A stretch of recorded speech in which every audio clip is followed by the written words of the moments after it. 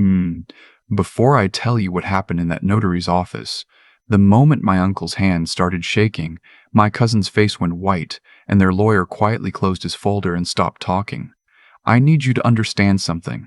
I didn't walk in there expecting to win. I walked in there expecting to lose everything. Again, my name is Ethan. I'm 32 years old. I'm a software engineer. And for the last 4 years, I built something from nothing, not with my family's help, but in spite of them.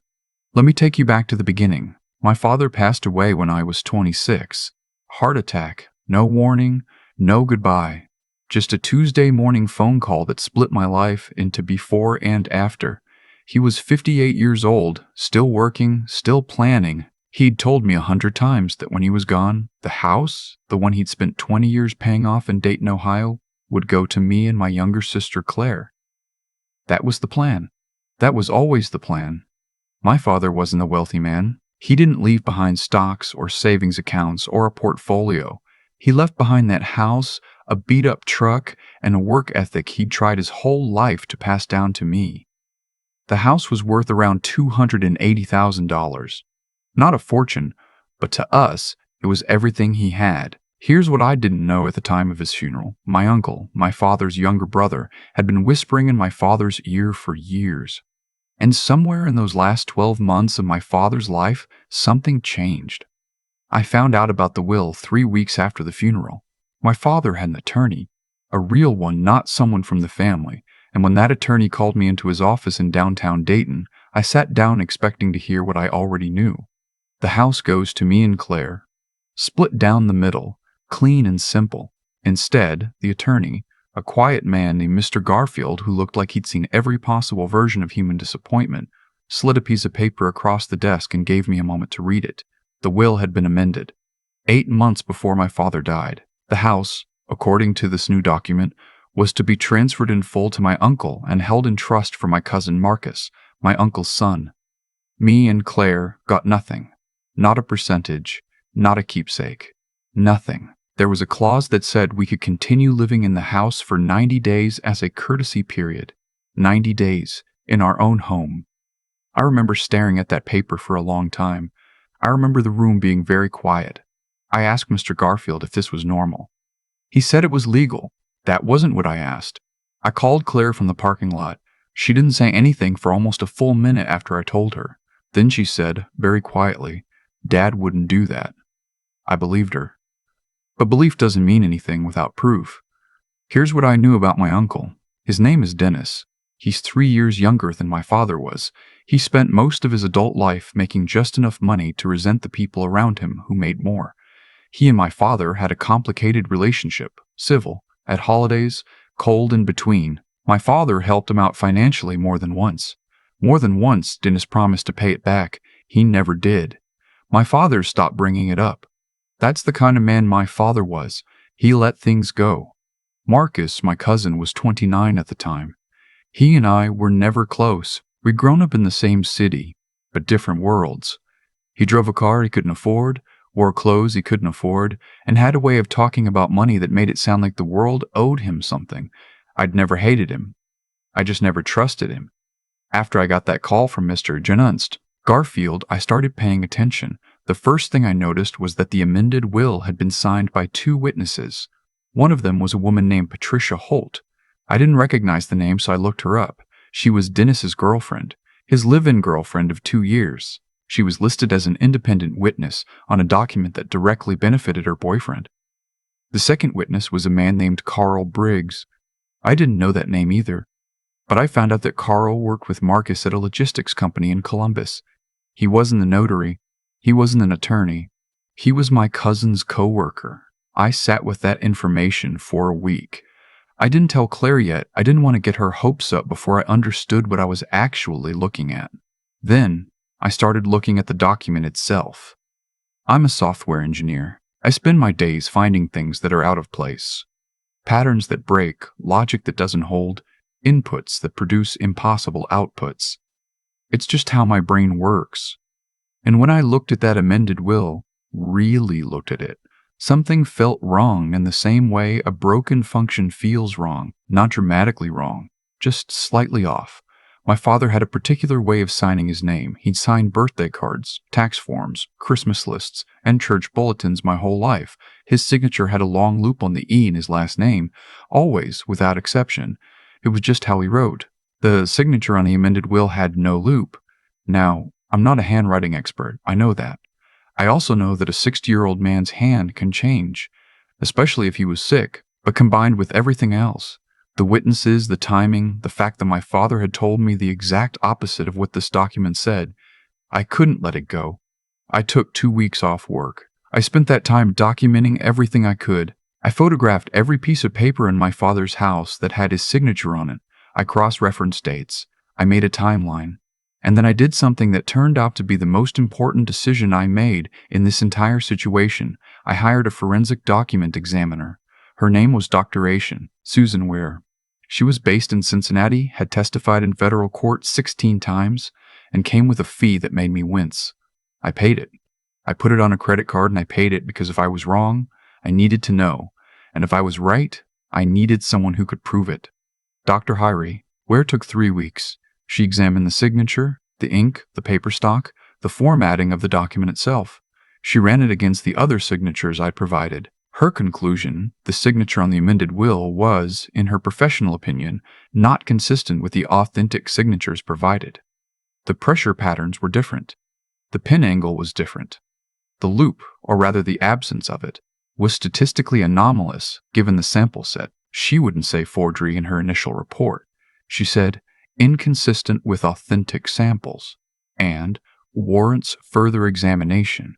But she told me privately, sitting in her Cincinnati office on a Thursday afternoon, that in her 22 years of doing this work, she'd learned to trust the data. I trusted her. I called an estate litigation attorney, a real one this time with a track record in probate disputes. Her name was Ms. Torres. She was sharp, direct, and she didn't waste my time telling me what I wanted to hear. She told me exactly how hard this would be. She told me that contesting a will in Ohio means carrying a burden of proof. She told me that family disputes get emotional and emotional gets messy and messy is expensive. I told her I understood. She agreed to take the case. What I didn't expect was what happened next. About a month into the legal process, I got a call from a number I didn't recognize. I almost didn't pick up. When I did, the voice on the other end was shaking. It was a woman. She said her name was Patricia, my uncle's girlfriend, the witness. She said she needed to talk to me. She said she hadn't slept in 3 weeks. We met at a coffee shop in Kettering. She looked like someone who had been carrying something very heavy for a long time and had finally decided to put it down. She was in her mid-50s, neatly dressed, and her hands wouldn't stop moving while she talked. She told me she hadn't known what she was signing. She said Dennis told her it was a routine update to some financial documents. Said it was just paperwork. She'd trusted him. She'd been with him for 2 years, and she'd trusted him. She didn't read the document carefully. She just signed where he pointed. When she found out what it actually was, when she heard through the family grapevine that Marcus was about to take ownership of the house and me and Claire were getting nothing, she'd asked Dennis directly. He told her it was my father's real wishes. She'd tried to believe him. But then she found something. In Dennis's home office, tucked into a folder underneath some old tax returns, she'd found a piece of paper, a draft, a version of the amended will with handwriting in the margins, notes about wording, instructions on what to change. The handwriting in the margins wasn't my father's. It was Dennis's. She had photographed it. She handed me a printed copy across the table in that coffee shop, and I looked at it for a long time without saying anything. That was the piece that changed everything. I took the photograph to Ms. Refting. Torrey's that same afternoon. She got quiet in the way that good attorneys get quiet when something significant happens. She looked at it for a long time. Then she said we needed to request an emergency hearing before the probate court to preserve all documents and prevent any transfer of property. We filed the next morning. Dennis got served that afternoon.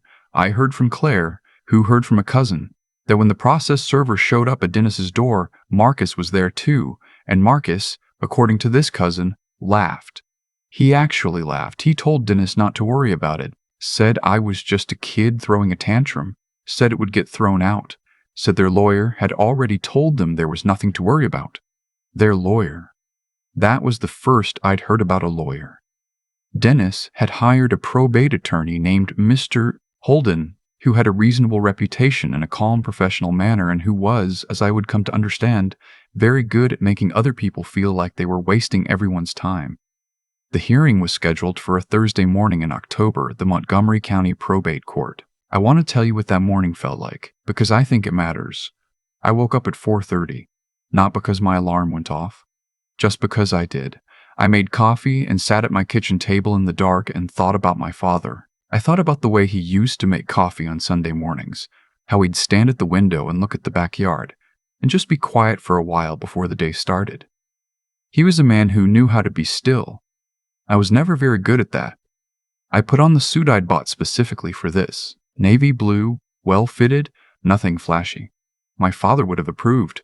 He always said you dress for the respect you're asking for, not the respect you already have. Claire met me on the steps outside the courthouse at 8:15. She was wearing a gray dress, and she looked like she hadn't slept much either. We didn't talk about the case. We talked about a movie she'd watched the night before, something about a dog. It helped. Dennis and Marcus arrived about 10 minutes before the hearing. Marcus was wearing a suit that was slightly too shiny. Dennis looked older than I remembered. Their attorney, Mr. Holden, walked in carrying a leather briefcase and wearing the particular expression of someone who believes he's already won. The courtroom wasn't large. It wasn't dramatic. Probate court rarely is. There was no jury. There were no cameras, no reporters, just a judge, 2 tables, a court reporter, and the quiet fluorescent hum of a Tuesday morning in a government building.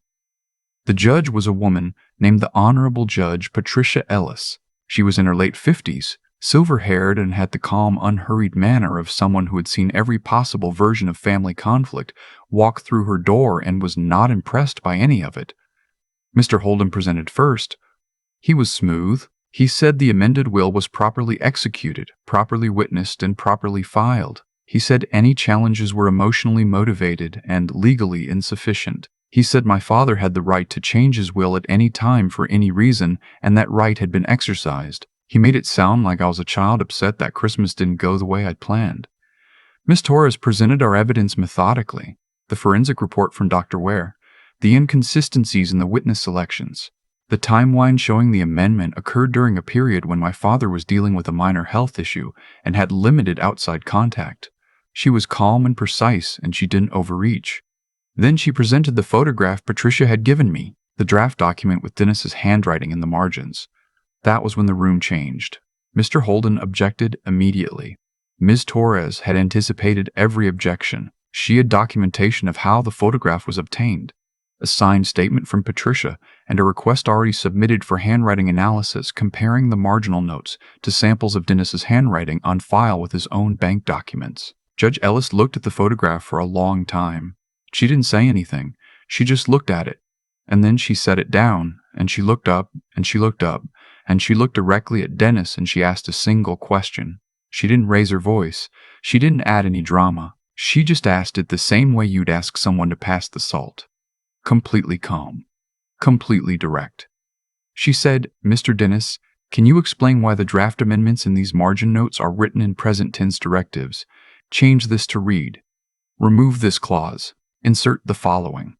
Rather than in the form of questions or suggestions you might expect from someone advising another person on their own document. The room was completely silent. Dennis looked at Mr. Holden. Mr. Holden looked at the photograph. He asked for a moment to confer with his client. Judge Ellis said he had 2 minutes. I watched Dennis during those 2 minutes. I watched his jaw tighten and his eyes move, and I watched him become, in real time, a smaller version of himself. Marcus was sitting beside him, and he had stopped looking smooth. He was looking at the table. When Mr. Holden came back, he said his client wished to request a continuance to gather additional documentation. Judge Ellis denied it. She said the question stood. Dennis said, and I remember this exactly, he said the notes were just his way of helping his brother understand the document, that his brother had asked for help, that he was just trying to assist. Judge Ellis asked him when his brother had asked for this help. Dennis said he didn't remember exactly. She asked him if he had any written communication, texts, emails, voicemails, in which his brother requested his assistance drafting the amendment. Dennis said he would have to look. She said he should have looked before today. It didn't end right there in the room.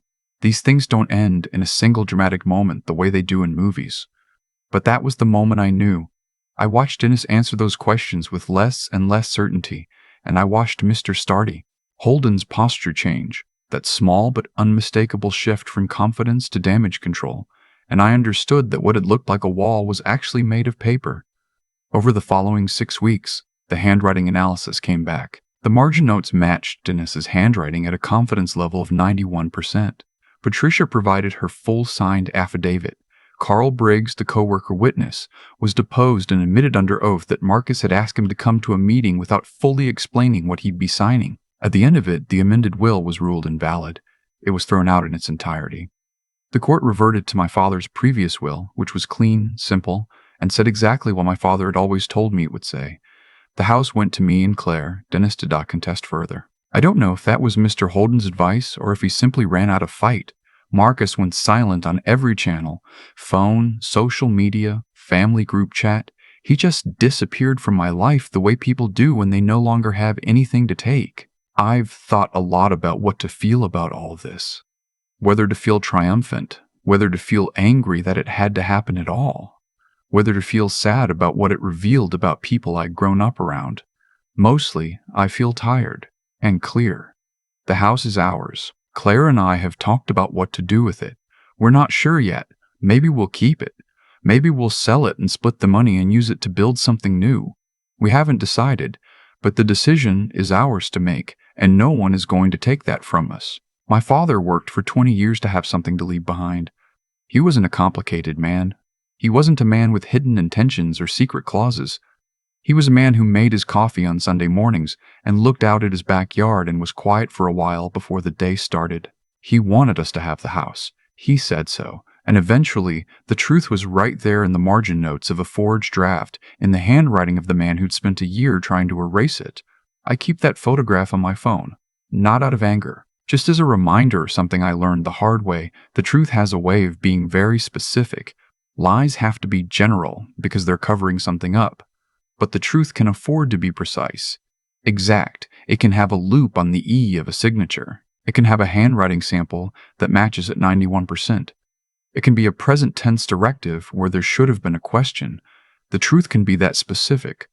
And that specificity is what nobody can fake. If you're going through something like this, if someone in your family is trying to use paperwork and time pressure and the sheer weight of their confidence to take something that isn't theirs, I want you to slow down. I know it feels urgent. I know they want it to feel urgent. Urgency is a tool. It makes you miss things. Don't miss things. Document everything. Find the people who know how to read what you can't. And remember that the thing that unravels a well-constructed lie is almost never something dramatic. It's almost always something small. A signature without a loop, a margin note in the wrong tense, a question asked calmly by a judge on a Thursday morning in October. That's all it took.